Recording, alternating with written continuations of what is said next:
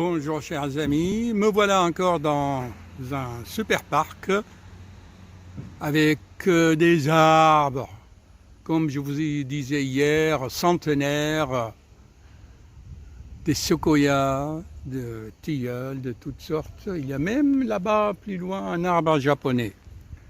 Donc j'ai eu l'inspiration de vous faire la vidéo suivante, car dans la nature, on a l'inspiration, on n'a pas envie de s'intoxiquer. Alors moi je me suis dit, comment je peux conseiller mes très chers fans?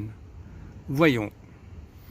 Comme vous savez chers amis, je suis un cardiologue moderne, ouvert à toute technique, méthode thérapeutique, naturelle, énergétique, quantique, allopathique, c'est-à-dire je prends le meilleur de chaque discipline.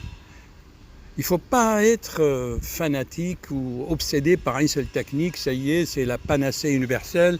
Je vais guérir toutes les maladies avec telle plante ou tel point d'acupuncture ou telle posture. J'explique tout cela dans mon livre.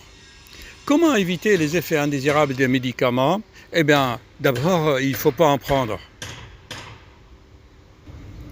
Bien sûr, si tu as une angine, il faut des antibiotiques.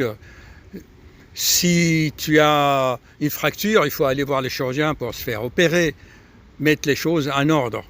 Mais éviter au maximum les maladies. Tenez par exemple pour les virus, tout le monde sait que si tu prends de la vitamine C, du zinc, de la vitamine D, que tu respires bien, tu fais ton sport, un bon sommeil, ton immunité sera forte.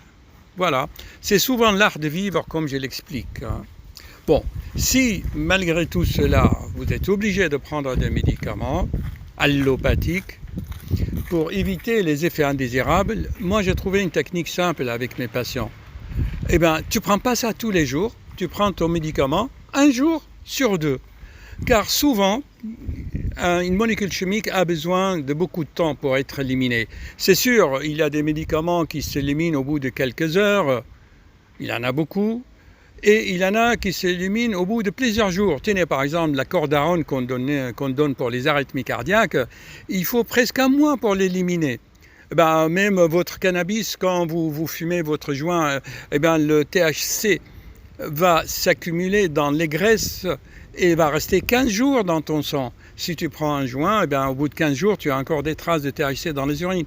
Donc tout ce qui est chimique, il lui faut du temps pour être éliminé et cela est variable. Ça dépend du médicament lui-même et surtout de la fonction hépato-rénale. Si tu as un bon foie, tu élimines ton médicament sans souci. Si tu as des bons reins, tu le pisses, pas de souci. Voilà, il ne faut pas, par exemple, prendre avec certains médicaments, des médicaments qui vont interférer avec les enzymes hépatiques. On dit souvent, tu ne prends pas de pamplemousse avec tel ou tel médicament. Bon, tout cela, c'est expliqué, d'accord? Donc, voici l'astuce. Tenez, par exemple, en cardiologie, on a les gens qui font beaucoup de tension, d'accord? Ok, si tu prends ton médicament aujourd'hui, et que tu sais, je suis fatigué, ça me fait tousser, ce médicament, ça me fatigue, le lendemain, tu le prends et tu verras que ta tension ne va pas monter. Mais à condition que le lendemain où tu prends le médicament, tu fais quelque chose pour toi-même. Tu fais de la marche, le jour où tu ne prends pas ton médicament pour la tension, tu fais 10 km de marche tranquille dans la nature. Donc, vous voyez, il faut faire quelque chose, ok ? Les médicaments, les bêta-bloquants, au lieu de ralentir le cœur par les médicaments, si pendant 18 mois tu fais 10 km par jour, la marche, les vélos, la natation, les sports d'endurance, ton système vagal, le nerf vague va prendre la dominance sur le système de l'adrénaline et ton cœur va être ralenti. Tu auras ce qu'on appelle le rythme des sportifs. Voilà, chers amis, j'espère que je vous ai rendu service et vous éclairer dans cette jungle de Big Pharma. N'hésitez pas, je l'ai presque vraiment réduit le prix maximum de ce livre de 650 pages au prix de papier et de l'encre. Voilà. N'hésitez pas, vous ne verrez plus la vie comme avant. Bonne journée, merci pour les arbres qui m'ont inspiré. Et pour la nature, bien sûr. Hop.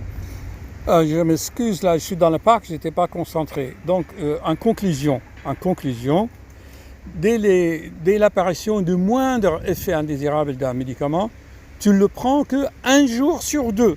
D'accord? Un jour tu prends et un jour tu ne prends pas. Et le jour où tu ne prends pas, tu fais quelque chose pour toi-même. Ok? C'est ça la conclusion et l'astuce. Allez, excusez-moi, je vais enregistrer ça parce que dans un parc avec les camions et les voitures. Voilà. Prenons le cas classique, les maladies chroniques cardiovasculaires, genre hypertension artérielle par exemple, ou bien d'autres maladies. Les patients ont déjà leurs médicaments tous les jours. Ils ont une angine ou une cholécystite ou une autre affection. Eh bien, supposons quelqu'un qui fait de la tension va avoir un peu d'arthrose au genou. Eh bien, c'est normal. Qu'est-ce que tu veux que le médecin fasse? Tu as mal, tu as de l'arthrose, il va te donner un anti-inflammatoire.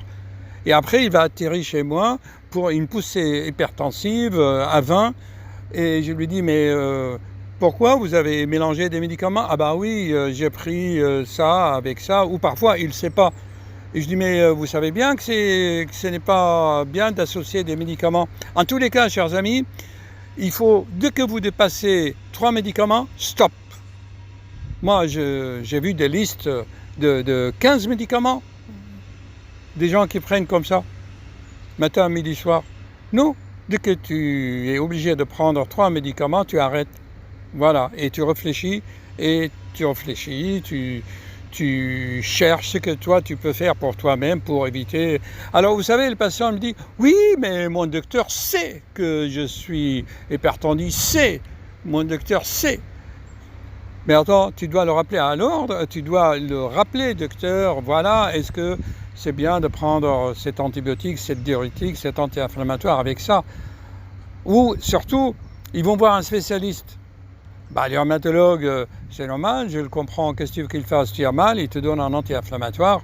Et voilà, il ne va pas chercher ton pédigré, tout ce que tu prends depuis des mois. Et voilà, mais c'est à toi maintenant d'être vigilant avec cette hyperproduction de médicaments pour tout.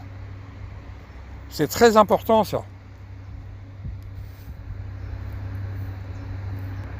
De toute façon, dans mon livre et dans mes 800 vidéos, je parle de tout cela déjà. Excusez-moi, il y a trop de bruit ici dans le parc, j'arrive pas à me concentrer. Mais bon, quand même, je vais quand même éditer cette vidéo qui est d'utilité publique. La sécurité sociale devrait vraiment me remercier. Hein. Je ne dis pas de me compenser, mais au moins, merci. Bon, allez, tout va s'arranger. Merci, docteur.